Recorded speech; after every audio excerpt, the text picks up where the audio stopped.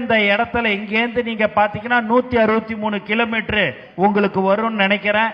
அந்த 163 கிலோமீட்டர்ல வழியில எங்க நிறுத்துறது வண்டிய, எந்த இடத்துல நீங்க டீ சாப்பிட போறீங்க, எங்க நீங்க ரீஃப்ரெஷ் ஆக போறீங்க, அதுக்கு எப்படின்றதெல்லாம் நீங்க முன்கூட்டியே பார்த்து வைத்துக் கொள்ள வேண்டும். அது மட்டுமில்லாமல் ரோடை எக்காரணத்தை கொண்டும் கிராஸ் பண்ணக்கூடாது.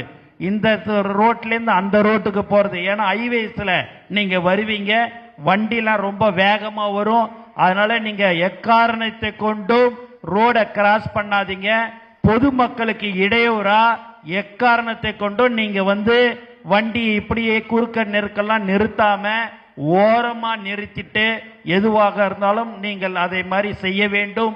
ஏன் இதையெல்லாம் சொல்கிறேன் என்று சொன்னால், மற்றவர்கள் மாநாடு நடத்துவார்கள், நான் பஸ் மேல 10 பேர் உக்காந்து இருக்கிறது, வண்டியை பிடிச்சின்னு தொங்கின்னு வர்றது, இதெல்லாம் தயவு செய்து வைத்துக் கொள்ளாதீர்கள். ஒரு சின்ன விஷயமாக இருந்தாலும் அதை பூதகரமாக பெரிதே அளவுல நம்மளுடைய தலைவருடைய பேரை எப்படியாவது அதை வீணாக்கணும்ன்ற மாதிரி எல்லாம் பார்ப்பாங்க.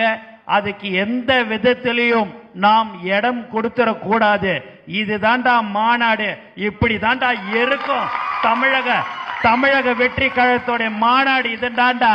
இங்க பாத்தியாடா, வந்தா போனா எவ்வளவு கரெக்டா இருந்துட்டு போனாங்க. இதுதான்டா நம்மளுடைய வெற்றி மாநாடு என்று தலைவர் தளபதிக்கு நாம் அந்த பெயரை எடுத்துக் கொடுக்க வேண்டும் என்று நான் உங்களை கேட்டுக்கொள்கிறேன். ஆகவே நீங்க